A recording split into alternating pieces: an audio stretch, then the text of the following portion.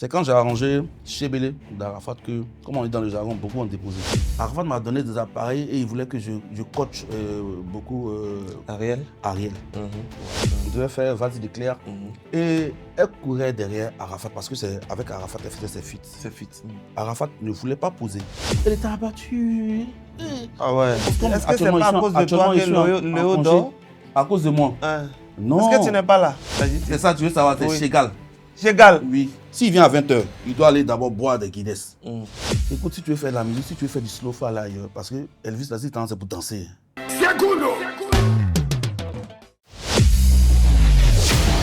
Derrière chaque hit, chaque gros tube, il y a l'idée lumineuse d'un créateur, d'un génie. Ici, on l'appelle arrangeur, ailleurs beatmaker. Toujours est-il que c'est la personne qui se trouve derrière le succès de beaucoup d'artistes. Ce matin, Chocho a décidé de leur ouvrir une lucarne en invitant une personne qui symbolise cette créativité, ce génie. Je sais que vous l'avez deviné, mais avant, installez-vous bien parce que Chocho, ça commence maintenant.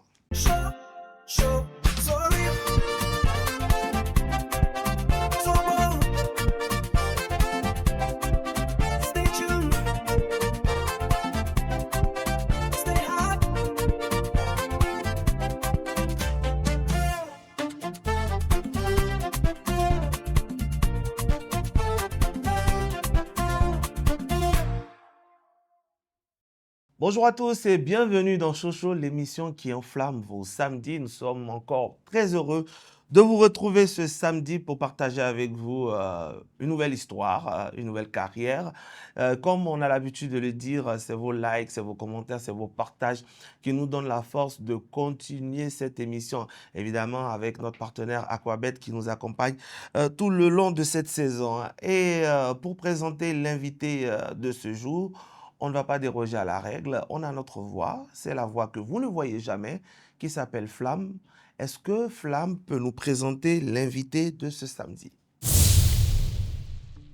Il est le génie de l'ombre de la musique ivoirienne. Pendant que les artistes font la une, lui travaille dans l'obscurité des studios. Beatmaker, arrangeur, compositeur, il est celui sans qui beaucoup de tubes n'auraient jamais existé. Didier Lo l'a choisi comme arrangeur attitré. Kedivara DJ, Ivan Kwame, les grands du coupé décalé le connaissent. Il a partagé des sessions en studio avec des légendes comme Didier Arafat. Ce matin, pour la première fois, le génie sort de l'ombre et monte sur notre plateau. Famille Chocho, accueillez Elvis Segon. Voilà, c'est posé maintenant. Bonjour à Vieux Père Segundo. Tony. Ouais. Comment Bonjour. tu vas? Ça va très très bien. Ça va bien? Super bien. C'est quoi? On dit Segundo ou bien on dit Elvis Segon? Segundo. Voilà. Mais pourquoi Segon? Pourquoi pas premier? Second parce que c'est pas second C, hein, c'est G. G. Comme lui, second dans la Bible. Ok, Quelqu'un qui a apporté quelque chose à l'humanité. d'accord. Donc moi, je suis là pour apporter quelque chose à l'humanité. Du coup, Elvis, c'est ton prénom? Elvis, c'est mon prénom. Et Segundo? Segundo, ça c'est... Et ça vient de voilà, qui te donne ce Segundo? C'est toi-même Segundo, ça vient de... Je me rappelle plus trop, franchement. Qui t'a donné ça? Ouais, je me rappelle plus trop. Ça doit être entre Shaggy, Léo, entre ces deux-là. Mais je me rappelle plus trop. On aura le temps au cours de cette émission pour que l'idée te revienne, bien sûr. en attendant que les dieux des neurones puissent Bien nous sûr. localiser. Alors, Elvis Segon, nous, on est très heureux de se recevoir dans cette émission. D'habitude, c'est vrai qu'on reçoit des artistes et tout, mais aujourd'hui, on aimerait avoir lui qui connaît mieux les artistes, parce que c'est toi qui partages les sessions studio, tu sais comment les sons sont nés, tu sais, il y a des sons même, tu sais, les galères qui sont derrière. On a envie de comprendre cet univers. En même temps aussi préciser que tu travailles aussi pour le ministère de la Culture. Et du coup, tout ce qui est protection du patrimoine culturel, ça nous intéresse aussi. Bon. Alors cette émission, elle est très dynamique. La première rubrique que je te propose de passer avec nous, c'est les papos. Donc en fait, tu vas casser toi-même tes propres papos. C'est très côté jardin, tu vas voir, c'est bien, c'est chic, les papos. Les papons. Voilà, ce matin, on va rentrer dans la vraie vie. L'homme, pas le beatmaker, mais l'homme. Hein? D'accord. Très bien. C'est quoi le plat préféré de Elvis Segon? Le plat que tu aimes manger? Là, ça a changé. Avant, c'était la sauce arachide. Maintenant, ça a changé. Pourquoi? Bon, je sais pas. Bon, sauce arachide, là, parce que avant, quand tu allais dans les restaurants, il y avait sauce arachide, il y avait sauce graine. Sauce graine, là, je n'aimais pas trop. Donc, du coup, j'ai commencé à aimer la sauce arachide comme ça. Voilà, parce qu'avec 500 francs, c'était facile d'avoir un plat. Vite fait, vite fait. Mais aujourd'hui, là, comme j'ai un peu de sous, là, j'aime sauce gombo sec mélangé, un peu de graines dedans, tout ça là. Tu évolues un peu. Ouais, j'évolue un peu. Et puis avec un peu de yeni, on met les animaux là-dedans. Les animaux, voilà. gombo, ouais. Sinon, avant 500 francs, où il y avait 500 là, c'était sauce arachide. C'est ça que tu as duré dans le célibat. Parce que quand tu parles de 500 resto là, c'est que tu manges tout le temps dehors là. Ouais, mais je mangeais. Non, là, j'étais encore. Je parle de là où il était encore étudiant. C'est ça. Il était encore étudiant. C'est ça. C'est là que j'aimais sauce arachide. Donc, depuis, j'ai commencé à avoir un petit salaire. Salaire là. Là, tu as changé. Voilà, c'est gombo sec, mélanger un peu de graines. Voilà, ça. Très bien. Et c'est quoi le plat ivoirien que tout le monde adore, mais que toi, tu détestes complètement? Ce que tout le monde mange, mais toi, tu n'aimes pas? Que tout le monde mange. Bon, je ne sais pas si tout le monde mange, mais j'aime pas kabato.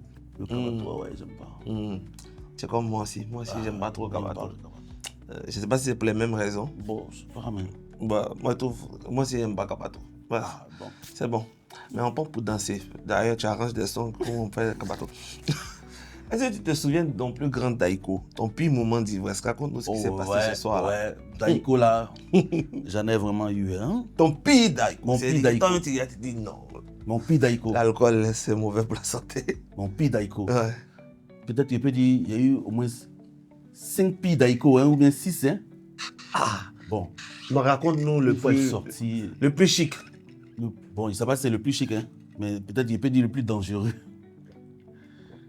Je suis sorti, j'ai tellement bu, et je suis venu garer ma voiture. Et là où j'ai garé ma voiture, je suis allé me coucher. Okay. Avant de me coucher même là, je suis resté peut-être 20 à 30 minutes comme ça dans la douche. Je sors, je vais me coucher. Là, je vois un peu, mais je ne peux pas empêcher mes gestes, quoi, tu vois. Le matin, il me réveille, il commence à chercher ma voiture dans le quartier. Il sait où il a garé ma voiture. Je passe là, je sonne son nom.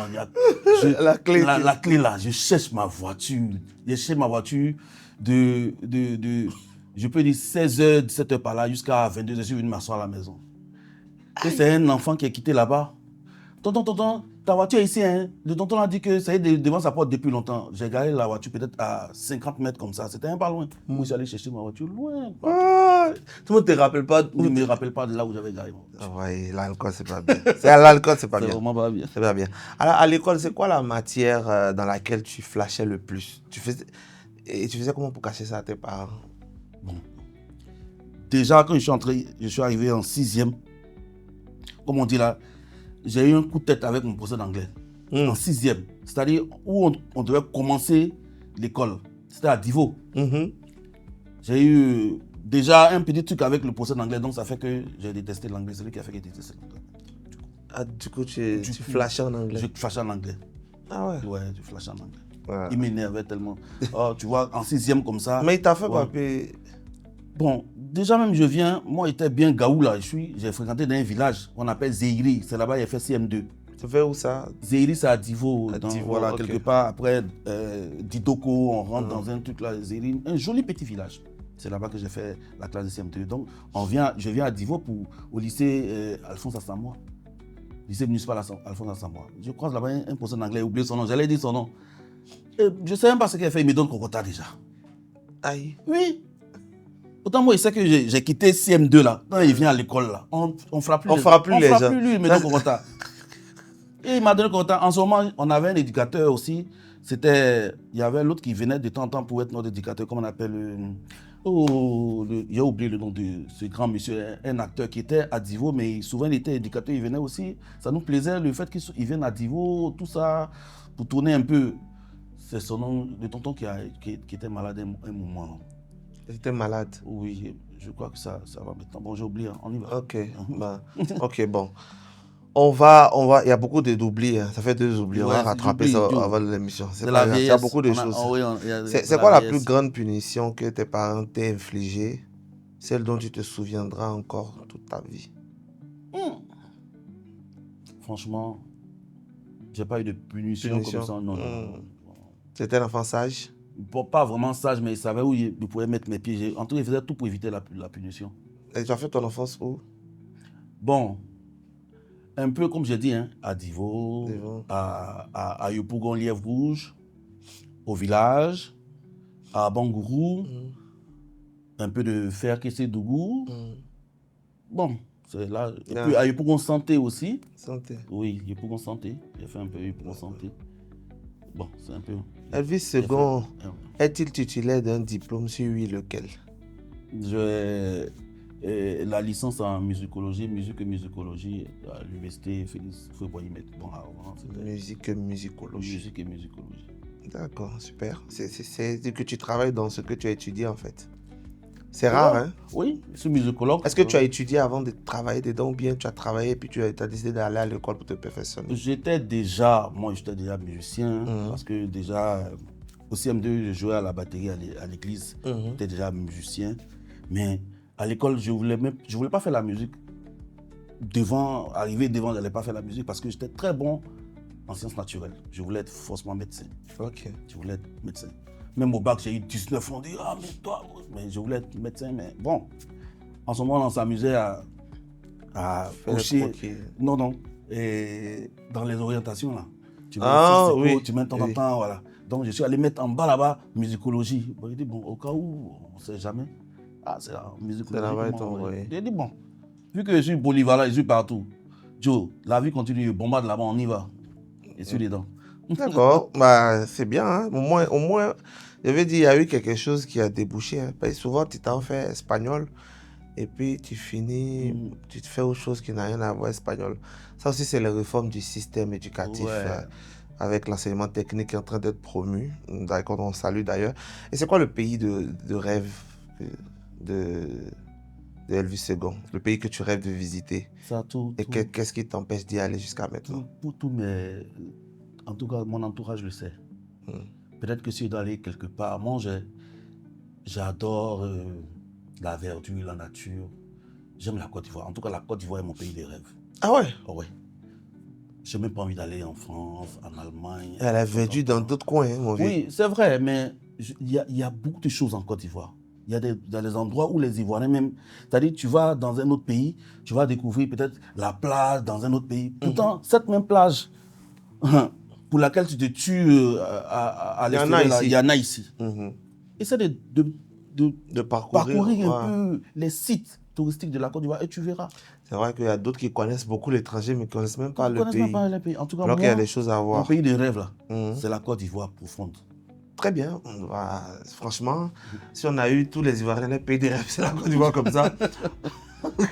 Pas les compagnies de transport aérien vont se plaindre. Ah, mais non, mais il y a des compagnies ici aussi. Il y a Air Côte d'Ivoire qui va à San Pedro. Voilà. Voilà, partout. Moi, je suis allé un peu partout, sauf à San Pedro. Donc, pourquoi? Je ne sais pas, je n'ai pas encore eu l'occasion d'aller à San Pedro et Amman. Tu dois aller à San Pedro. Oui, mais je n'ai pas encore eu l'occasion d'aller à San Pedro et Amman. Ça va venir. Ça va venir. Mais là, Korogo, Feke, partout, là-bas, à Bangourou, là, j'ai trop tourné. J'ai fait beaucoup de missions aussi dans ces endroits-là. D'accord, très bien. Écoute, merci pour tes papos. On salue Caprice qui d'habitude anime cette rubrique qui n'est pas présente pour ce jour. Elle nous rejoindra certainement pour la prochaine émission. On va tout de suite enchaîner avec la carrière d'Elvis Second. C'est dans Au Show. Au Show!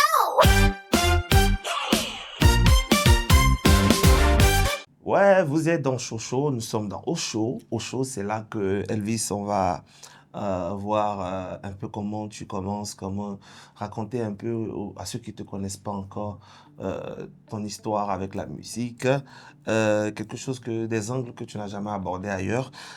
Déjà, j'aimerais savoir le tout premier beat que toi tu produis et qui te fait dire que c'est ça mon métier. C'était quoi? Il sonnait comment? Bon. Il faut dire que je n'ai pas commencé directement, c'est-à-dire j'étais dans la musique, mais je n'ai pas commencé directement arrangeur comme ça. Ok. J'étais d'abord maintenancier. Mon histoire là, ça se mélange aussi un peu à l'histoire de certains arrangeurs qu'on connaît que Beno et puis Baby. Ok. J'étais maintenancier parce que je travaillais avec Papa Richie, qui est mon formateur, que j'ai croisé par le biais de Jeff, voilà. Quel Donc, Jeff, ça? Jeff, bon, il s'appelle maintenant DJ Frédéric Assis. Ouais. Bon, pas maintenant, c'est son vrai Frédéric nom. Assier. Ouais, Assis. Qui était, je pense, un G-son de Baby. De nom de Freddy Asoba. Freddy Asoba. Tu as travaillé aussi avec Il a travaillé Baby aussi avec Baby, bien qui sûr. mixait aussi. Si. Un très bon ingénieur de son. Donc, c'est lui qui me met en contact avec Papa Richie. J'ai commencé à apprendre là-bas. C'est-à-dire, pas directement dans les arrangements, mais on était maintenant, c'est pour les studios. Quand tu as un problème avec tes appareils au studio, nous, on vient, on essaie de régler ce problème-là. Parce qu'avant, c'est pas comme maintenant, on peut avoir les logiciels directement sur Internet, tout ça. Avant, nous, on payait les logiciels. Les CD, voilà, et puis on essayait d'installer un peu. C'est comme ça, c'est ce qu'on faisait. Donc, je me suis amusé un jour à faire un beat. J'ai chicoté un beat là où je sentais que non, le beat là allait tuer. C'était une maquette que j'ai eu à faire avec un artiste, Mégé, la FIFA. Je ne savais même pas que c'est moi qui devais arranger parce que c'était en featuring avec un groupe qu'on appelait Kanaza X. C'est bonne mémoire, peut-être, je ne sais pas où ils sont entrés. Donc c'était, étant apprenti, peut-être arrangeur, j'étais même pas, quand le tonton là il dort, quand papa Richie dort, il me met sur les appareils là pour essayer de faire quelque chose. Donc c'est comme ça, j'ai fini mon beat. Sur moi, je suis trop fort. Hein. Ouais, j'ai fini mon beat. Et on va là pour faire un travail chez Baby. On a eu chez Baby. Il est en train de faire des sons là. Et puis sa machine s'est plantée un peu là. Donc nous sommes venus pour essayer de régler. Quand on a fini de régler, c'était bon. Et puis il a fait sortir mon beat. Il dit, Baby, essaie de masteriser ça pour moi. Parce qu'en ce moment là, je ne sais rien pas. Quand il a vu le beat, Baby il est fort. Quand il écoute le beat, il sait que c'est naze. Lui-même, il sait que c'est naze le beat. Mais il se concentre. Il ne veut pas rire. Benoît entré, quand Benoît est entré dans la salle là, oh, Benoît a commencé à se moquer de moi en même temps. Eh, Benoît. Il y a tellement longtemps, peut-être ils vont pas se rappeler, mais il dit, mais il dit de masteriser mon truc, il faut masteriser mon truc, mais tu dis pourquoi? Arrêtez vos bêtises là. Et puis là, Baby a fini, il a fait le master, il m'a donné, et puis j'ai libéré les artistes. C'était en ce moment là, j'avais reçu combien? Entre 25 000 francs. 25 000 francs. Mais c'était beaucoup pour moi.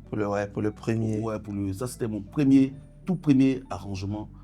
Donc je considère que c'est mon premier arrangement, on va jouer un peu, non.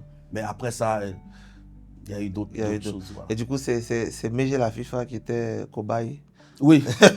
Et, heureusement, mon premier cobaye, c'était en même temps dangereux. Un bon chanteur. Un très bon chanteur. Ouais. Jusqu'à présent, j'ai gardé encore les données de ce... Ah ouais? Oui, j'ai gardé les données. Mais est-ce que le son le trouve sur Internet? Non, nulle part ailleurs. Ils n'ont pas joué bien. Ils ont jeté le son? Tu vas même pas l'écouter. Non, ils ont joué avec le son. Hein. Ils ont presté un peu dans les coins. Il y a longtemps, je te parle de peut-être 2007, 2006, il y a longtemps. Hein. En ce moment, Baby était dans le studio de... à Yopougon, quelque part là-bas. J'ai oublié un peu le truc. C'est là-bas. Avec les véhicules là. Ouais, oui. Voilà, c'est là-bas. D'accord. Ouais. Et alors, si on te demande c'est quoi la différence entre arranger une chanson et juste mettre de la musique derrière une voix? Parce que tout le monde pense que c'est la même chose. Comment, pour les gens qui ne comprennent pas ce métier? Arranger une chanson, mettre de la musique derrière une voix, je peux dire qu'un réalisateur peut mettre de la musique derrière une voix. Un réalisateur peut prendre un sample quelque part là-bas et puis mettre sous ta voix. Voilà, ça c'est mettre la musique derrière une voix. Hein. Mais arranger une voix chantée, c'est de ça qu'on veut parler, n'est-ce pas? C'est ça. Voilà, c'est harmoniser. On essaie d'harmoniser la voix d'un chanteur.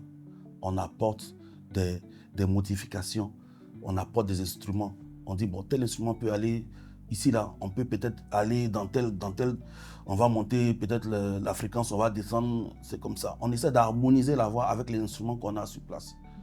Du coup, ça requiert comme compétence que toi-même, tu connaisses bien la musique. Normalement, pour être arrangeur, il faut connaître la musique. Normalement. Pourquoi tu dis normalement? Je dis normalement parce qu'aujourd'hui, il y a aussi l'avancée technologique. Il y a aussi... Voilà.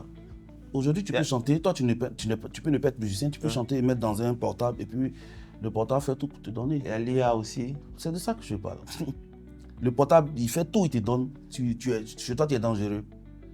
tu appelles des gars, ils viennent dans ton studio, tu prends leur voix, après tu te retrouves ceux-là, tu fais Tu quelque peux chose, quoi? Et voilà. puis tu dis que...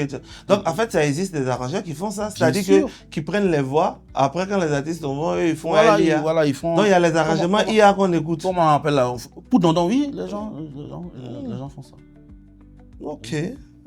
Et du coup, quand un artiste arrive, toi, en studio, avec une idée, c'est quoi ton processus de création? Tu l'écoutes chanter, tu construis autour, bien, tu poses le beat, d'abord, lui, il chante dessus.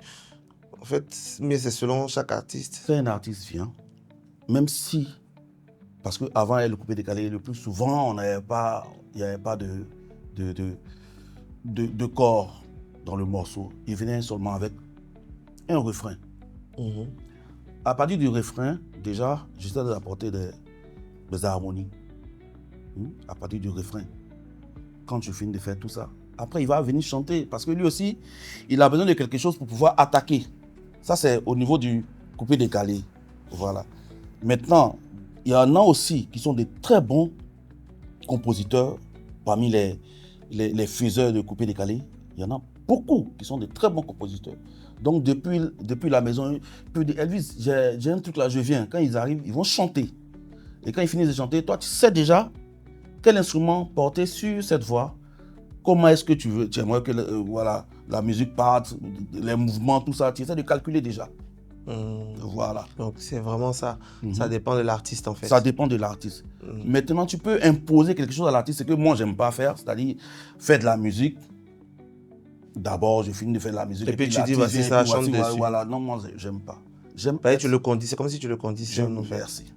Donc, il faut le laisser s'exprimer. Pour moi, je suis un arrangeur. Et puis, on construit autour. Je suis un musicologue. Donc, l'artiste vient, on réfléchit ensemble. Comment est-ce qu'on doit diriger la musique. Donc, sur place dans le studio, l'artiste et l'arrangeur doivent avoir un même esprit pour pouvoir travailler. Ok, super. Et comment toi, tu définis ta signature sonore? Comment est-ce que, sans mettre le nom, on sent que c'est du Elvis Segon? Bon, ceux qui m'écoutent, qui m'ont beaucoup écouté, savent que c'est du Elvis Segon, mais bon, du coup, souvent, l'artiste en chantant, il peut glisser le nom. Oui, mais la sonorité, quand tu arranges, je dis, c'est quoi ta particularité? Mais tout le monde sait que c'est la rythmique. Ok. Moi, c'est la rythmique. On dit, écoute, si tu veux faire de la musique, si tu veux faire du slow-fi là ailleurs, parce que Elvis, là, c'est pour danser. C'est coupé décalé? Oui, moi, c'est la rythmique, en fait. C'est ce que je mettais en avance. Ouais. Moi, c'est la rythmique. Ok. Parce que j'ai créé beaucoup de rythmes qui ont été copiés par-ci et par-là. Ouais. Pour les arrangeurs, il y a beaucoup d'arrangeurs qui savent. Ouais. Tu vas arriver dans un studio des arrangeurs, forcément tu vas voir ici, là, c'est Kit Elvis Segon, c'est Caisse Elvis Segon. Ouais, c'est pourquoi souvent, il y a les artistes qui m'appelaient Elvis Segon Caisse Claire. Caisse claire. Voilà. Ça veut dire que tes caisses, c'était assez lourd, Oui, dynamique. avec basse. C'était dynamique en tout cas. Quand je joue, et puis il y a des trucs que je crée là. Quand c'est posé, c'est posé. Voilà. Je me rappelle de Bordeaux. Il a chanté une fois, et puis il y a une chanson où il a chanté, où il a dit la partie là m'énerve, mais c'est doux quand même. Mais c'est doux. L'enfant gâté là. Voilà. Vous avez vu, il y a une partie où il a joué, et puis il y avait une partie où il y avait la caisse qu'il voulait. C'est parce que c'était la caisse de profitant de la vie de Léo. Qu'il a mis là. C'est pourquoi il a dit la partie là m'énerve. Mais c'est doux. Mais c'est doux. Il sait pourquoi il a mis ça. Mais pourquoi ça l'énerve? Oui, mais avant, tout le monde voulait faire la même rythmique. Voilà, donc il y a mon gars, Baby, on s'est croisé à Bassam. Baby et moi, souvent, on s'échangeait les trucs. Il m'a dit, Elvis, la partie là, ton truc là, comment tu as fait? Je lui ai expliqué. C'est-à-dire, tout est devant nos yeux, mais il faut chercher, il faut qu'on dise. Donc, comme ça, vous partagez entre vous souvent les petits. Oui, avant, on se partageait les petits secrets avant. Mais maintenant, c'est d'un très les gens avec qui je partageais beaucoup, on échangeait beaucoup. Nos trucs, c'était Pache et Champi Kilo. On travaillait beaucoup ensemble. Est-ce qu'il n'y a pas un risque de retrouver les mêmes sonorités? Non. Même pas. Ok. Même pas. Pache et Champi Kilo, ce sont mes dévanciers. Ouais. Il y en a qui ne savent pas. Mais je préfère le dire oui. Ils sont mes dévanciers. Comme je l'ai dit là, moi j'étais maintenancier, Baby était déjà arrangeur, Bino était déjà très bon arrangeur. Donc, tu commences après eux. Après eux. D'accord. Je viens m'installer à Makuri en 2007-2008. C'est là que je commence. Mais du coup, comment tu quittes ces studios-là en tant que maintenancier? Comment tu prends ton indépendance? Bon, vous voulez connaître l'histoire aussi. Bon. J'avais fait l'album de... Avant, je faisais les trucs de... Comment on appelle? Gaba 50. Oui. Voilà. Donc, avec Père à son âme, Caisse d'eau, je faisais les beats pour Caisse d'eau. Pour Gaba 50. Et quand on a fini, il y a Caisse d'eau qui est venu, il a donné un peu de sous à mon vieux père, Papa Richie. Donc, quand il donne les sous au vieux père, Papa Richie me met 100, ici son fils, il n'y a rien. Donc, moi, il vient, il dit, ah, vieux, mais t'as manqué quelque chose? Il dit, non, calme-toi. Toi-même, il t'a envoyé dans un coin là. Tu vas aller te chercher là-bas. Là-bas, tu vas voir, comme tu as travaillé pour toi seul, tu vas voir tes sous là-bas. Il dit, ah, mais vieux, d'accord, mais et ça là. Il dit, mais ce qui a été donné, c'est pas bon. Il dit, non, c'est bon, il n'y a pas de souci. C'est comme ça que je me suis retrouvé à Makuri, chez Père Sonam Fabrice Klingue. Ok. Voilà, le chanteur chrétien. Là. Oui. Voilà, le chanteur. Le chanteur. Et c'est c'est dans son studio? C'est dans son studio que je débute ma carrière solo d'arrangeur. Voilà, jusqu'à ce que... Ok. Et du coup, quand tu vas là-bas, tu te rappelles du premier artiste que tu as arrangé, mais c'était des chrétiens? Ouais, j'arrangeais déjà les chrétiens un peu, tout ça. Mais le premier artiste qui est entré dans mon studio en tant que DJ là-bas, il s'appelle Oro DJ. Ouais, Oro DJ. Oro DJ.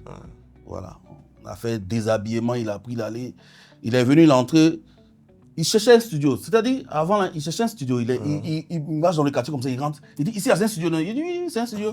Il dit, bon, moi, je dois faire mon son. Il dit, tu dois faire ton son comment? Ici, là, moi, il ne fait pas DJ. Il dit, tu as fait DJ aujourd'hui, là. En tant que tu faisais pas DJ? Non, je faisais DJ, mais c'était un peu trop brusque. Voilà, il était tranquille dans mon coin. Il plaque mes accords, ouais. Moi, je voulais plaquer mes accords. Il dit, non, tu dois faire DJ aujourd'hui. C'est comme ça, c'est parti. On a fait un premier son déshabillement. Même jour, on a fait le son. Le même jour, il allait faire sa soirée. Et il m'invite. Je regarde dans la soirée. Mais le gars fait des sous. Il dit, attends, et le soir, c'est comme ça? Ah, d'accord, il n'y a pas de souci. Après, il fait DJ.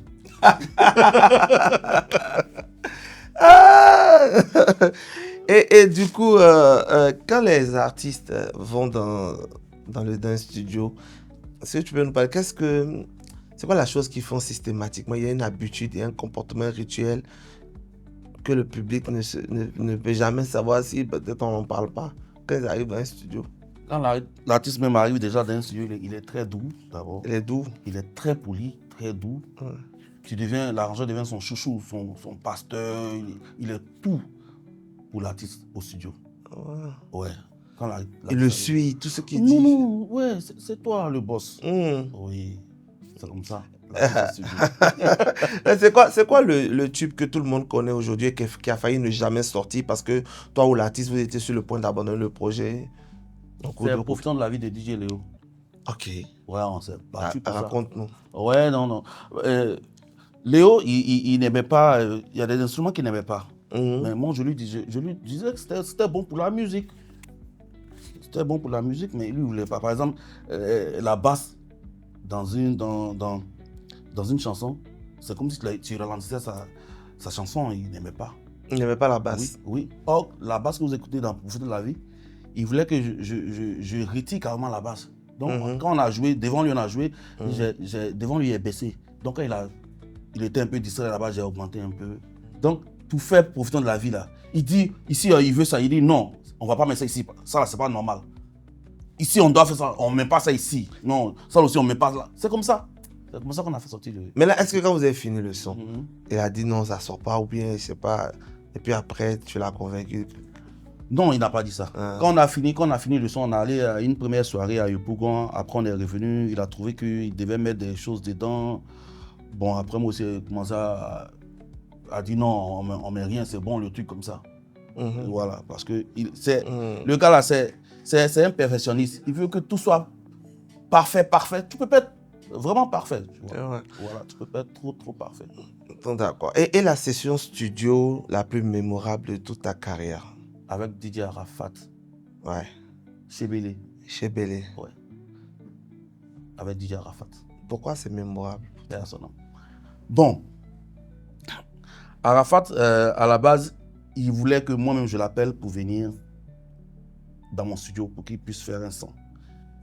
Il est passé par, comment on appelle, DMX. DMX, DJ Voilà, DMX. DMX. DJ DMX est venu me voir, il m'a dit, écoute Elvis, là tu es bon, mais pour qu'on puisse vraiment te donner une vraie marque là, il faut appeler Arafat. Tu l'appelles, tu dis, ah frère, ça viens, on fait un truc là pour toi. Oh. En fait, lui, il voulait, mais il voulait que c'est toi qui l'appelles. Et voilà. Ok.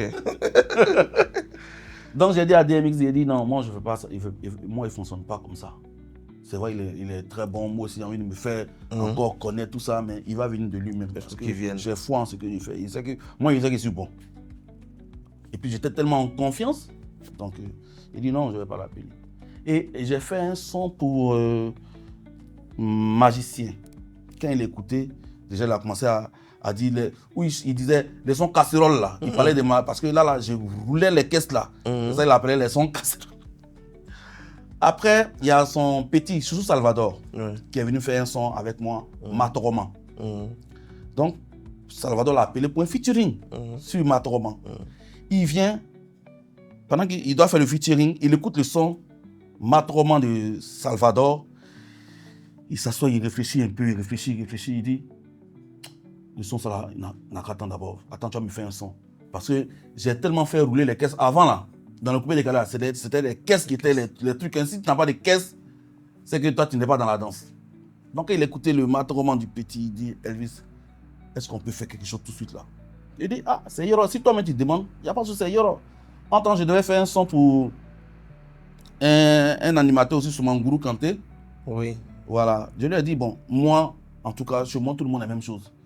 Comme il y a la séance de Soumangourou Kanté, il faut lui demander par... S'il peut te céder. Voilà, s'il peut te céder un instant ou machin. Voilà, donc demande pardon à Soumangourou et puis voilà, on va voir. Donc il est allé voir Soumangourou. Soumangourou dit, bon, si toi tu veux qu'il te cède aussi le studio, il y a mon son, c'est un son spot. Il dit, mais il faut mettre ta voix dedans quand même. Ah ouais. Il a accepté? Il a accepté, mais là, il voulait faire quelque chose. Ouais. Donc, il a accepté. Il a fait un truc rapidement dans le son de Soumangourou. Et puis, on a commencé sa séance à 18h. 18h par là. Et le studio était tellement rempli. Il est venu avec ses gars. Je me rappelle de quelques visages. Non, c'était vraiment rempli. Le studio était plein à craquer avec ses gars, tous les holos. Chouchou Salvador même était déjà là. Et Zenab Debaba, je me rappelle de son elle était là. Il y avait plein de personnes. C'est-à-dire quand lui vient chanter à son oui, il vient sur Boeing. Ah ouais. À 18h et quelques, comme on dit, on a mis le morceau au feu. Chacun donne un peu, quelques idées. Tout le monde a essayé de participer un peu. Voilà. Que ce soit Salvador, que ce soit lui-même Arafat. Bon. Donc, chacun donne. Et puis, il y avait tellement de boissons, les gens étaient en train de boire. À 20h, tout le monde était fatigué. 18h, 20h, tout le monde était fatigué. Donc, en temps, il a fini de chanter, vers 20h, 20h30, il a fini de chanter. Donc, moi, ça a dormi. Donc, ils ont dormi dans le studio. Ils sont là. Ils ont dormi dans le studio. Je prends le morceau maintenant, il met devant moi. Il prend ici, il met ici, il prend ça. À 2h, il se réveille. Il le réveille. C'est moi, il le réveille. Tu le réveilles. Ouais, il dit, Yoro, voilà ton CD. Avant, c'était des CD. Il dit, voilà ton CD. Il dit, mais attends. Mais tu as mixé, il dit, c'est fini, voilà ton CD. Il dit, mais tu as mixé un peu. Il dit, voilà ton CD. Si tu ne crois pas, tu vas voir. Il dit, bon, attends. Il prend, il sort de sa voiture. Il met le CD. Quand il bombarde comme ça, il est content. Il est tellement content. Il met sa main dans sa poche. Il fait sortir l'argent, il me donne. Après, il m'a compté l'argent, c'est beaucoup de sous. Hein. Combien comme ça? En tout cas, ça dépassait 300 000. Wow. Or, en temps, je faisais un titre à 200 000. À 200 000. Voilà. Mais il m'a donné plein de choses. Hein, après. Oui, il m'a donné des appareils.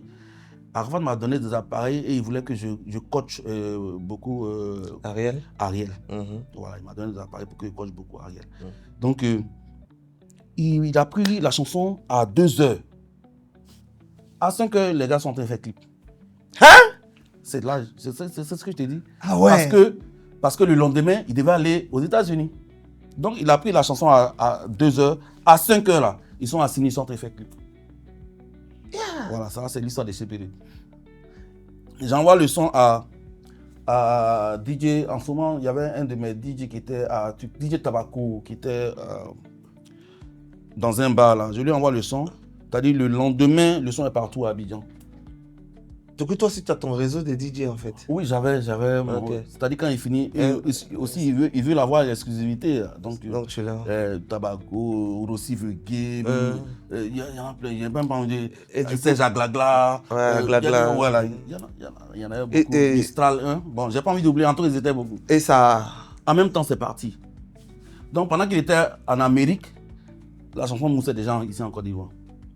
Et ça passait en même temps sur Trace. Voilà l'histoire. Et très très belle histoire. Mets-moi un peu le début du son là, parce que le son est lourd. On met le son. Et on parlait de ça, mais le début. C'est.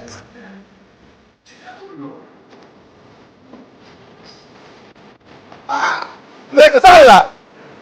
Ça là. Coupe. Mais comment. C'est bon, comment tu fais ça? C'est les caisses, c'est quoi? Oui, c'est des caisses que je... C'est simple. Hein. Je peux prendre une caisse ordinaire et puis je modifie. Tu modifies je modifie la tonalité.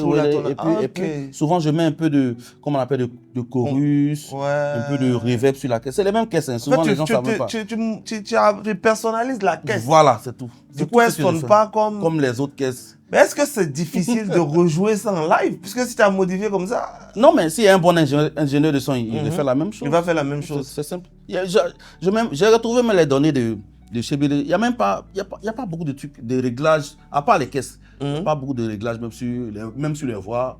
Et puis les voix d'Arafat, il ne faut pas trop toucher sa voix. Un peu de reverb, un peu de cul. Ça passe parce que sa voix même est déjà présente, déjà là. Ok. C'est très belle histoire. Et tu as parlé avant, tu faisais des sons à 200 000, c'est ça? Oui. Pour une session, mais c'est quoi les prix? Tu les as fixés comme ça, standard, ou bien quand l'artiste vient, s'il est un peu, tu ça dépend de modifier? Quand l'artiste même, je sens que l'artiste va me donner du fil à retordre, j'augmente le son. C'est-à-dire quoi? Le fil à retordre, il ne sait pas chanter? Oui, quand il ne sait pas trop. Bon, il sait chanter, mais peut-être il n'atteint pas les notes. Il peut ne pas atteindre véritablement les notes. Donc, il va me donner encore du travail. Je vais lui dire non, vas-y. Là, il devient encore un coach. Pour ça, là aussi, tu dois donner quelque chose sur le côté. Non. Mais là, la vie, c'est resté le même prix là. Non, pas nous, on vient faire des choses. C'est le même prix, mais ça a augmenté. Maintenant, ça varie selon les artistes. Voilà, très bien. Artistes et puis les connaissances. Est-ce qu'il y a des artistes qui ne payent pas, par exemple? Malgré c'est pas trop cher, hein, 200 000 euros, ça va. Des artistes qui ne payent pas. Qui tardent à payer. Comment tu gères ce cas-là sans abîmer la relation artistique que tu as avec eux? Pas chez moi. Parce que toi, on paye avant de faire? Non, mais tu as regardé le visage de la personne. Il n'y a pas un artiste qui a me regardé, tu as venu faire un son chez moi et puis tu n'as pas payé. Souvent, il y a ça à crédit. Non, moi, je n'ai pas encore. Tu n'as pas encore vu ça? Non. Toi, tu payes. Est-ce qu'aujourd'hui, un arrangeur peut vraiment vivre de son art en Côte d'Ivoire? Ou il faut obligatoirement faire autre chose? Comme toi, par exemple, tu travailles à côté? Bon, je pense qu'aujourd'hui, à un moment, c'est-à-dire dans les années passées là. Au début, quand vous commenciez? Avec nos tontons, les Freddy, les David, c'était possible. Mais aujourd'hui, c'est vraiment difficile. C'était possible pourquoi? Parce qu'ils n'étaient pas nombreux, puis c'est quoi? Bon, peut-être parce qu'ils n'étaient pas nombreux, puis il y avait un peu plus de suivi dans l'arrangement. C'est-à-dire quand on finit, la chanson doit avoir plusieurs étapes d'abord. On doit vérifier la sonorité. Ça doit être une sonorité qui ne doit pas blesser la tête. Voilà. Tout ça là, il faut avoir un bon mix.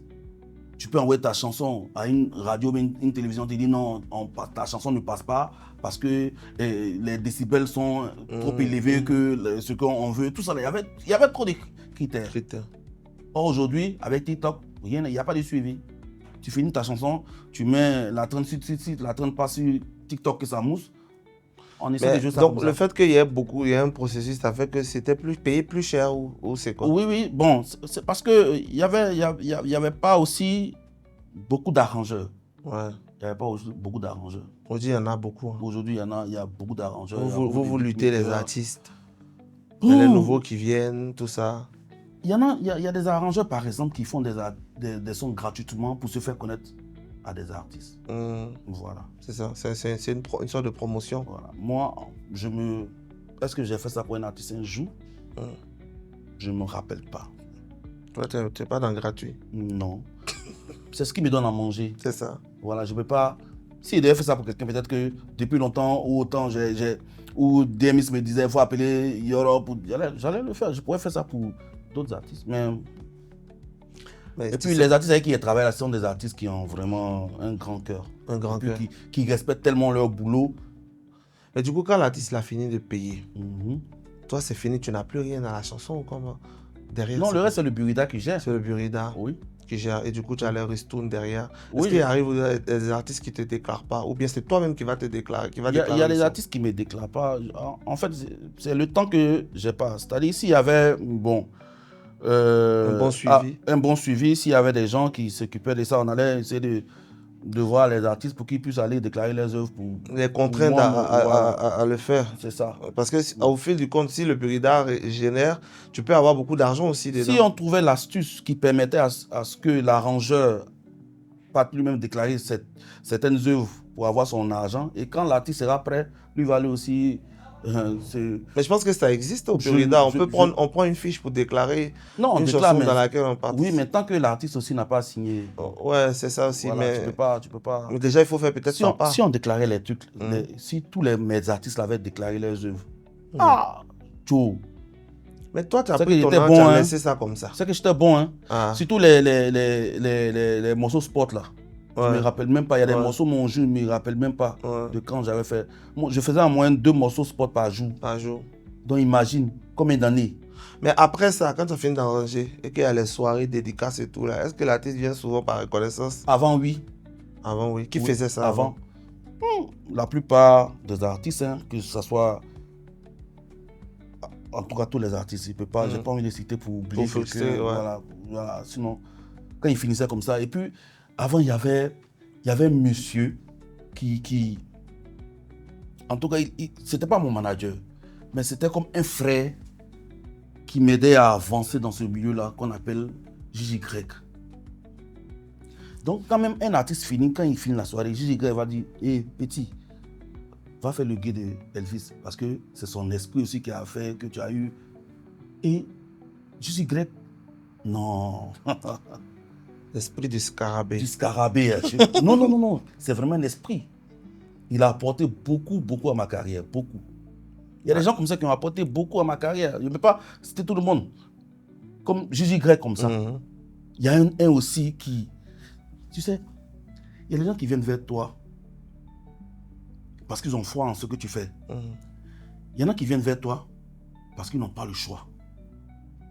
Tu comprends ce que je veux te dire? Si. Voilà. Il y a des gens qui vont venir vers toi parce qu'ils n'ont pas le choix. Ils sont là. Mais il y en a qui viennent, malgré ce qu'ils... Même si tu n'as pas encore réussi dans ce que tu fais là, ils sont là. Parce qu'ils ont foi que demain, tu vas percer dans ce que tu fais. Et c'est comme ça, les JJ là, c'est ça. Il y a JJ, il y a un autre DJ M. Oh non, il avait trop foi que moi j'allais devenir un grand arrangeur, je ne peux pas l'oublier. Ouais. Bah, salutations à eux. Elvis, ce qu'on va faire, tu vas travailler avec des dizaines d'artistes. On va faire un classement spécial. Quel classement ça? Je vais te donner une catégorie. D'accord. Tu me donnes un nom, pas deux noms. Tu me donnes un seul nom. Est-ce que je pourrais? Tu pourras, tu peux justifier pourquoi tu dis ça. De toute façon, après, si tu veux donner d'autres noms, on ne va pas accepter. D'accord, tu es prêt? On va essayer, je vais essayer. On va essayer. Bon, parmi tous les artistes que tu as arrangés, celui ou celle avec la plus belle voix brute, pas la plus connue, la plus belle, mais celle qui te donne des frissons quand il pose ou elle pose sur Je peux prendre deux, non? Vas-y. Vas-y. Prends deux. Il y a, bien sûr, il y a Léo qui a une très belle voix. Il y a... J'espère que tu vas pas mettre Léo dans toutes les catégories. Il y a DJ Mix. Mix. Oui.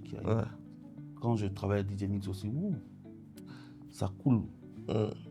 Avec DJ Mix, on peut faire même peut-être que deux sons même dans une même nuit. Ça coule. Hein? Ça coule. Oh, DJ Mix, ça coule. Très bien. L'artiste avec la plus belle écriture de texte. Celui qui arrive en studio avec des paroles qui te font dire ça, c'est un vrai artiste, c'est un poète. Ça vous étonne, Oui. mais c'est la vérité. Oui. Funky DiCaprio. C'est un très Funky bon. DiCaprio. Il compose très bien. Ok. Il compose très très bien. Mm. J'ai travaillé avec des gars qui composent, hein, Mm. mais Funky il compose bien. Très bien. Et l'artiste qui improvise le mieux en studio, celui qui arrive sans texte, tu lances, et en 30 minutes, même 31 minutes, il a déjà trouvé quelque chose que toi-même tu as Quelque chose de bon. Hein. de bon. Hein. Mix. Mix. Ouais, il est bon. Il est bon. Ou en improvisation aussi, il est bon. Franchement. Et le plus bosseur, celui qui reste en studio jusqu'à souvent 4h du matin, qui peut refaire la même fois 50 fois, Quand il dit- perfectionner. Quand il dit Léo, tu as dit non pour mettre Non, mais vas-y. C'est un bosseur. Léo. C'est un bosseur. Léo, Oui. ouais, il reste tard. Oui. Léo peut faire 2 jours en studio. Hein? Et souvent, ils sont obligés de le chasser.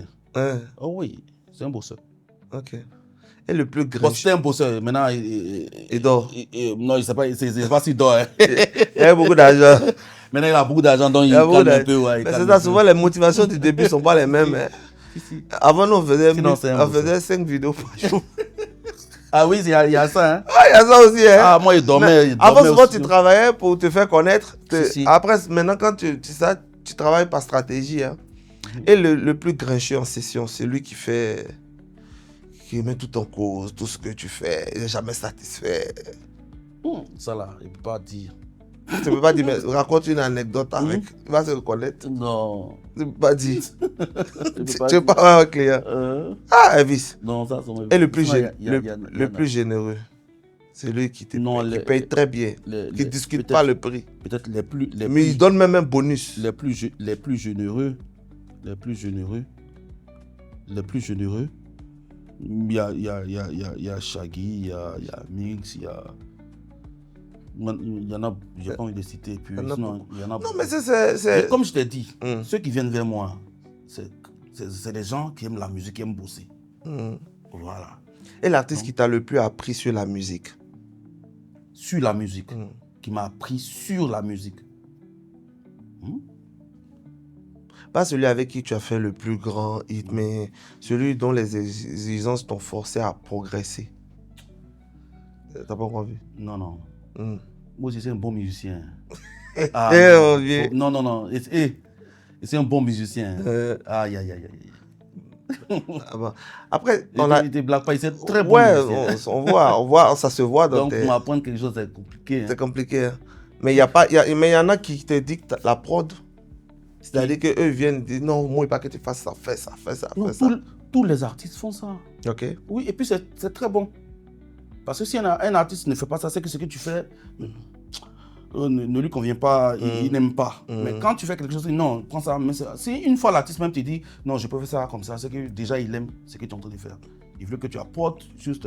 C'est clair. quelque C'est pas chose. juste qu'il vient remettre en cause ton travail. Non, pas Il veut vraiment que tu fasses quelque chose. Pas vraiment. Il y a une aussi qui est Claire Bailly, par exemple.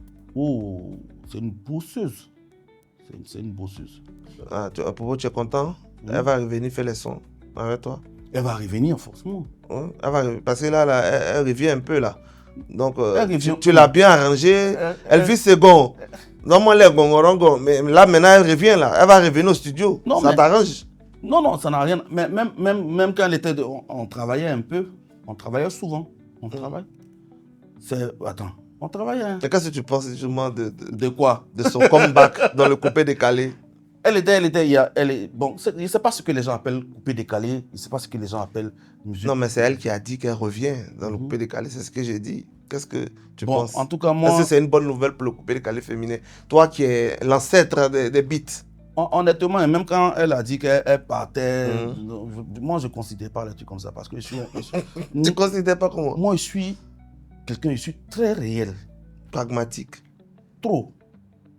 C'est Donc ça. tu peux me dire quelque chose, peut-être tu peux m'insulter et puis je peux détecter que ton injure là, c'était peut-être pour me motiver à faire quelque chose ou bien pour, voilà, c'est comme ça moi je suis. Du coup, tu savais qu'elle allait revenir forcément. Non, elle n'était pas dans le monde. Je ne sais pas pourquoi elle pense qu'elle était dans le coupé décalé, c'est pas le monde. Ou bien, peut-être qu'il y a fait le coupé décalé et puis être dans le coupé décalé. C'est Peut-être ça. que moi, Moi, je suis dans le coupé décalé, mais je ne fais pas le coupé décalé alors, dans ce sens-là. Parce que si faire le coupé décalé, c'est péché, c'est que je suis dans le coupé décalé, mais je ne fais pas le coupé décalé. Je vois. Donc, c'est pas pourquoi les gens se disent non, le coupé décalé. Non, non, non. Le coupé décalé, c'est une musique. C'est un style aussi. C'est une manière de penser. Si toi, ta manière de penser là, elle est négative, ça c'est pour toi seul. Voilà. Parmi tous les sons que tu as arrangés, qu'est-ce que tu considères comme étant le plus gros hit de ta carrière? Là, moi, je sais pas, franchement. Toi-même. Avec les retours que tu as eus, c'est-à-dire que quand tu finis les retours que tu as, tu te dis que là, je sens que j'ai atteint un autre niveau, un autre palier. Honnêtement, c'est quand j'ai arrangé Chebele d'Arafat que, comme on est dans le jargon, beaucoup ont déposé. Beaucoup ont déposé, ils sont venus. Tout le monde voulait venir faire les choses chez toi. Oui, mais il y en a qui doutaient, mais quand j'ai arrangé Chebele d'Arafat, il y en a qui ont déposé. Ils se sont ralliés. Mon vieux, tu es fort. Tu as les beats. Tu as les bonbons. Bon. Écoute, on va faire un break. On va passer à une rubrique qui s'appelle Ambri. Tu parles un peu Nouchi?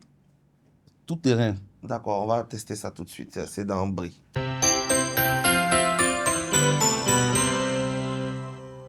Voilà, vous êtes dans Ambri. Nous sommes toujours avec LV Segundo, qui nous fait danser, qui nous a fait danser et qui est là pour nous expliquer ce métier, son univers et surtout comprendre sa philosophie. Claire, tout à l'heure, on parlait de Claire Bailly. Tout à l'heure, lors du jingle, tu disais qu'il y a un truc que tu as elle n'est pas oublié. partie. Elle n'est pas partie. Elle est... Voilà. Je me rappelle quelque chose. On devait faire un son avec Claire. Et le son Vas-y de Claire. On devait faire Vas-y de Claire. Et elle courait derrière Arafat parce que c'est avec Arafat elle faisait ses feats. Et sur le son Vas-y, Arafat ne voulait pas poser. Elle a demandé pardon à Arafat pendant près de 2 semaines. Le gars dit il ne veut pas poser. Claire dit aussi elle ne veut pas faire la chanson pour le moment parce que Arafat ne veut pas poser. Il dit non mais attends. Le monsieur peut-être qu'il a d'autres contraintes. Il dit qu'il ne veut pas poser. Peut-être il veut te laisser peut-être travailler seul pour voir. Puisqu'il a fait 2 titres avec toi qui ont cartonné. Tiens ça, attends. Il veut te laisser te débrouiller. Essaie de voir, essaie de faire quelque chose. Elle était abattue. Ah ouais. Elle dit, toi, non, tu me connais, tu sais que quand il est là, il dit, ouais, quand il est là, mais nous aussi on est là. Nous aussi là, on est là. Elle dit, mais je vais prendre qui? Il dit, moi, je vais prendre des gens. En ce moment-là, il y avait Mosco et Dolizena qui étaient en vogue et c'est eux qui faisaient vraiment les feats dans les studios là. Quand il y a un feat que tu veux, c'est Mosco ou bien tu t'appelles. Et puis voilà. Elle dit, j'ai dit appeler Mosco le pilote de Dolizena. Elle dit, mais toi tu sais pas que Mosco et puis Dolizena, ils sont en parlable. Ils vont vouloir chanter comment? Il dit, il faut te calmer. C'est moi ou bien c'est pas moi? Et tu as appelé Dolizena. Il a fait... Les deux ils sont venus.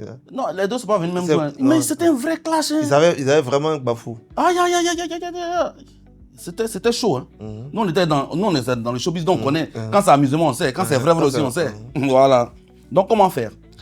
Puisque Claire, elle est déjà fâchée, elle est déjà abattue parce que le Yoro ne veut pas chanter dans sa chanson.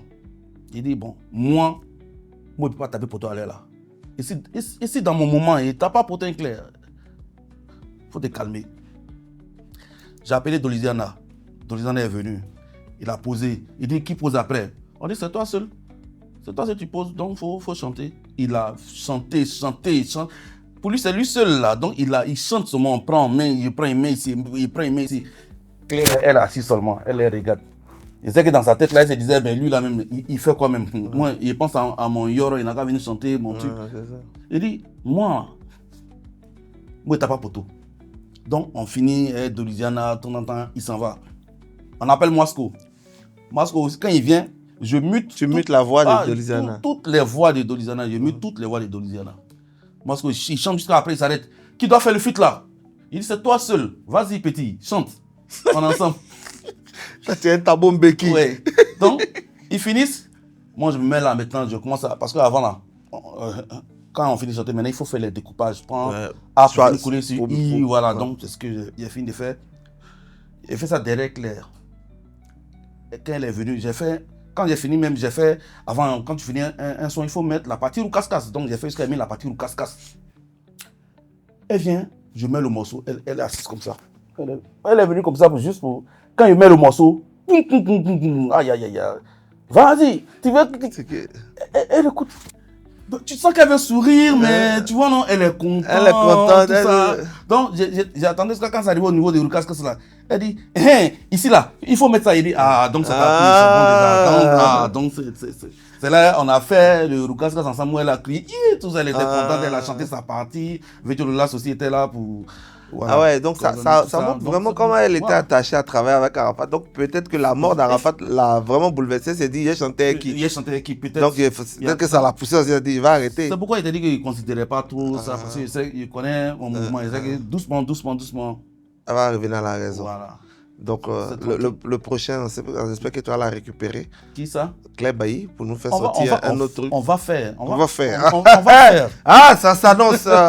Alors, pour le Nouchi, comment on dit en Nouchi, tu veux me ridiculiser? Tu me rends plat. Ouais, c'est ça. Tu me rends plat. On peut d'accord. Ouais. Et le son est bon, mais ça sonne bien. Comment on dit ça, Nouchi? Le son est bon. Le son est bon. Le son est intéressant. C'est zo. C'est zo, ouais. Ouais, c'est zo. Ouais. Tranquille. Elle dit que c'est aussi que c'est chic. Non, c'est zo. C'est zo. Mais zo, ça va partout. Ouais, ouais, ça va partout.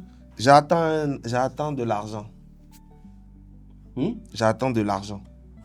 Ah, moi, je dis, il y a un mouvement. Il y a un mouvement. Ouais. Ou bien il y a un jet. Il y a un jet qui est en l'air. Il est en l'air, il doit tomber là. Ouais, c'est ça. Et si on veut dire, je ne vais rien te donner. Même Moro. Moro cassé. Même Moro. Non, bon, tu connais Nouchi là. Bon, là, ce qu'on va faire, c'est que la régie a préparé des instrumentaux, des chansons que tu as arrangées. Donc, si tu entends l'instru, tu nous donnes le nom de l'artiste. Ça va chauffer. Hein. Ou bien le titre, on verra, mais c'est pas compliqué. Ok. Tu as fait des tubes, donc. D'accord. Hein? Donc, on va écouter premier.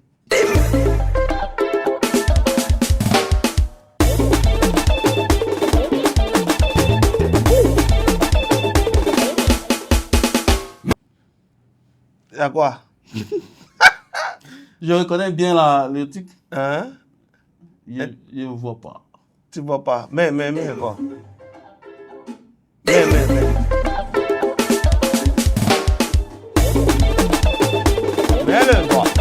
Ah ouais? Mais Mouti! Ah, mais... Bah, il est mauvais, hein. Il allait chercher loin. Hein. Ouais, Mouti. Mouti, mets le doigt, oui. Mouti, le lion, il dit quoi? Qu'est-ce qu'il avait dit en studio là? Voilà, il dit, je n'arrive pas. J'ai dit, mais il faut grandir un peu. Tu es arrivé là-bas. Il n'arrive pas à chanter. Ouais, donc, tu écoutes, là, comment tu as fait? Vous avez baissé le micro, vous l'avez soulevé. Il a dit, Mouti quitte là. Il a pris un pouf, il a déposé et puis il a mis un truc. Et puis il me regarde, moi, il était à pouvoir atteindre le micro. Il me regarde, il dit, mais toi, tu as foutu. Il dit, mais donc, il te laissé à terre. Ouais, Mouti, le doigt, un son qui a beaucoup marché dans la zone. Oui, de très joué, oui, Macori. Deuxième.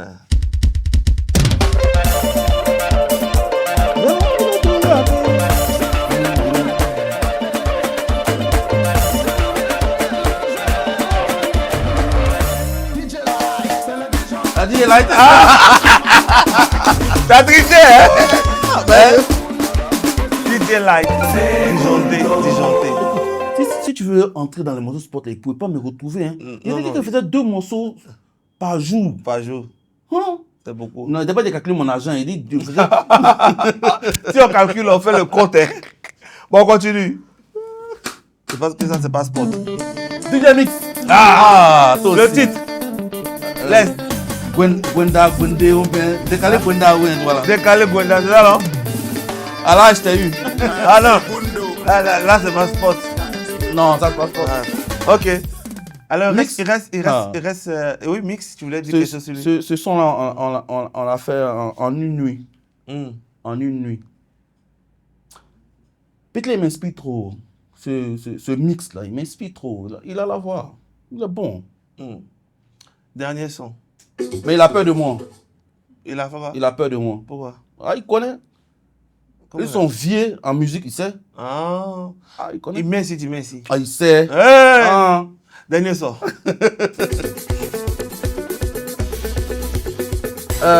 Vital. Vital. Oui. Connais tes sons? Ça, c'est un son. On était en boîte. On était en boîte et on tournait comme ça. Et puis, l'inspiration est venue. Il a dit, j'étais avec mon petit DJ Rossi Vegem. Il dit, Rossi Vegem, on va aller en studio. On a envie de faire un truc pour l'artiste. On va aller rapidement en studio. C'est pour ça qu'on est parti, on appelle en même temps Vecho. Il était déjà 2h du matin. Jusqu'au petit matin, 4h, 5h, il a fini la chanson. Ouais. Donc ça vient comme ça, souvent Oui, ça souvent pète. souvent ça pète. Hey. Souvent ça pète. Souvent ça pète. C'est ça l'inspiration. Là, c'est qu'on gagne beaucoup Quand c'est d'argent. comme ça, il fatigue beaucoup aussi le guitariste. Parce que avant, quand c'est pas l'andro, il c'est pas trop dans mon truc. Donc il ça fallait va. que je lui Et fasse au moins, il te comprend. Oui, parce que c'est comme si quand on est en studio ensemble, on fusionne bien. Les Voilà, esprits se voilà, connectent. voilà. Très bien. On est à la dernière étape de cette interview super intéressante. C'est vraiment un plaisir d'échanger avec toi. Je vais t'envoyer dire des vérités cachées. Ça s'appelle cache caché. D'accord, on va essayer. On va essayer, toujours on essaie. Cache caché. Cache caché, oui c'est bon, c'est la rubrique la plus cache de l'émission. Est-ce que moi, il y a quelque chose qui est caché? Ouais, il n'y a rien qui est caché. Moi, il n'y a rien de caché. Je sais qu'il n'y a rien caché. C'est quoi le son ou le projet que tu as refusé d'arranger, que tu regrettes d'avoir refusé parce que c'est devenu un méga hit? Il n'y en a même pas. Ou à l'inverse, Non. le son que tu as arrangé dont tu n'es pas fier parce que les paroles, le message te dérangent. C'est un cache-caché. Non, non. Il n'y a pas? Non, il n'y a pas. Hum, Non. Avant de commencer un son, franchement, mhm, je regarde un peu tous les contours. Est-ce que moi, il y a des sons que je refuse. mhm. Quand déjà l'artiste me donne le titre et puis l'idée de la chanson, je refuse en même temps. Avant même qu'on y rentre, on n'est pas de s'asseoir pour dire qu'on va faire ça. Mhm. Voilà. Alors, c'est pas un secret, hein, c'est un secret des Polichinelles. On sait que tu étais avec l'artiste Vital, tu travaillais avec elle, tu étais son quoi, Son son arrangeur. arrangeur. Mhm. Après, on vous a donné une liaison amoureuse et tout. Mhm. Là, elle est mariée désormais. Est-ce que ça veut dire que vous ne pouvez plus travailler ensemble? Ça n'a rien à voir. Si elle a besoin de mes services, moi, Mais est-ce qu'il y a eu, tu as senti une rupture, le fait que vous ne soyez plus ensemble et qu'elle s'est mariée et tout, tu t'es dit, à partir du moment où elle ne vient plus te solliciter pour le travail et tout, pour ne pas mélanger les choses? non, non, au contraire, moi, j'ai pas de problème avec ça. Hum, Déjà, même, elle m'avait sollicité une fois, mais je n'étais pas disponible. hum, Parce que le joueur m'a appelé pour qu'on puisse se faire travailler. Moi aussi, je venais à peine de perdre mon père, donc je lui ai dit que Ah je bon. n'étais pas disponible. Et puis voilà, ça passe, c'était tranquille. Tranquille. Non. Et pour les nouveaux arrangeurs qui viennent, qui sont là actuellement, on parle beaucoup de rap ivoire, de couper décalé moins. Est-ce qu'aujourd'hui, ça ne t'intéresse pas d'explorer le rap ivoire en tant qu'arrangeur? Bon, d'abord, je suis arrangeur. Je suis en Côte d'Ivoire. Et comme je le dis, moi, j'aime beaucoup mon patrimoine, Culture. la culture, le patrimoine culturel de mon pays. J'adore. C'est pourquoi je veux bien, même si je dois faire le rap, il y aura toujours des sonorités, des instruments de mon pays. Je dois essayer de faire Tropicaliser un peu. ressortir Mais un ça se peu, fait déjà voilà. sur d'autres... Oui, il y en a qui font ça déjà. C'est pourquoi, même dans le Biama, j'ai aimé la chanson du Petit, là. J'ai beaucoup aimé ça parce qu'il a pris des voix de mamans qui sont au village, qu'il a mis dans son... Et Le Petit qui a fait Biama traditionnel. c'est ce qu'il faut encourager, par exemple. C'est ce qu'il faut encourager. Ça fait qu'il allait faire des recherches au village. C'est Daoudi, non? Si, Le Kiro. Daoudi, C'est ça, non? c'est ça. Ouais, les mamans là. On On doit l'encourager. Parce que lui aussi, il peut être un canal. À travers lui, il y a d'autres qui peuvent aussi aller chercher un peu. Et ça va faire que aussi ceux qui sont au village là, ils vont se mettre au travail pour dire, ah, faisons de bonnes choses, hein. On ne sait jamais. On peut utiliser notre voix peut-être à bien là-bas ou bien quelque part dans une musique, ça peut nous rapporter. Bon, nous sommes en Côte d'Ivoire. Peut-être si on était dans un pays très développé, elles allaient avoir quelque chose en retour aussi. Avec l'arrivée de ces nouveaux arrangeurs, est-ce qu'on peut dire que vous êtes tombé? Bon. Le mot, c'est pas tomber. Ou bien mais dépassé? bon, peut-être les gens disent, on n'est pas tombé, on n'est pas dépassé. Tu sais, quand tu fais un métier, et qu'arrive un moment, tu vois que l'argent n'en peut plus te suffire, tu cherches à faire autre chose. Il y a un tout petit désintéressement, mais ça ne veut pas dire que tu as laissé. Hein. Donc, certains vont dire que tu es tombé, mais tu n'es pas tombé, tu cherches à science à autre chose. Aujourd'hui, l'arrangement, il y a beaucoup qui Qui s'en sortent pas. Qui s'en sortent pas, mais Ils sont obligés. ils sont obligés de faire. Ils sont connus, mais ils s'en sortent pas. Il y en a. Alors, du coup, toi, tu te désintéresses, c'est parce qu'on ne te voit pas beaucoup, on ne sait pas où tu arranges plus trop. Qu'est-ce que tu fais maintenant? J'ai d'autres engagements Ouais. vis-à-vis de l'État, puisque je suis fonctionnaire, je dois aller au travail. Je dois être au travail. C'est quoi ton travail en tant que Bon, fonctionnaire? moi-même, je suis professeur de musique de formation. Ok. Je suis professeur de musique, Mhm. mais là, je travaille à l'OIPC, Office ivoirien du Ivoirien, patrimoine culturel. Ouais. Voilà. On travaille pour le patrimoine culturel, Protéger. on travaille pour protéger, pour sauvegarder, pour voilà. Ouais. Donc ça t'occupe plus que l'arrangement maintenant. Beaucoup parce que je vais le plus souvent en mission, tout ça, voilà. Mais- Donc tu n'as plus le temps des artistes alors? Non, il y a des vacances Donc comme est-ce que c'est pas à cause de actuellement, toi je que suis en Léo congé. dort? À cause de moi. Hein? Non. Est-ce que tu n'es pas là? Mais Léo, il connaît chez moi. Léo il peut travailler à n'importe quelle heure. Je ne reste pas là-bas jusqu'à la nuit. Les nuits, il y a des samedis, il y a des dimanches. En tout cas, il y a le temps. Alors, il était assis à la même position que toi. Il a expliqué que lorsqu'il partait chez toi, la première fois, il voulait arranger avec Champi. Champi n'était pas disponible. Il est venu te voir. En ce moment, tu étais dans tes débuts et tout. Et puis, depuis là, on sait les titres, les tubes que vous avez fait. C'est quoi cette relation que vous avez? C'est ton meilleur ami, c'est ton meilleur artiste. Parle-nous un peu de ça. Oui, mais vous savez que quand vous côtoyez pendant un certain moment, il y a certaines affinités qui se créent, tout ça, et puis vous commencez à former une famille, vous partagez certaines choses ensemble, tout ça. C'est la famille qui se crée, voilà. Et puis surtout que ça, c'est une longue date, arrivé un moment, même s'il y a des bobos, ça se gère en famille, et puis voilà. Et puis on avance. On avance. Donc c'est déjà une famille, quoi. Voilà.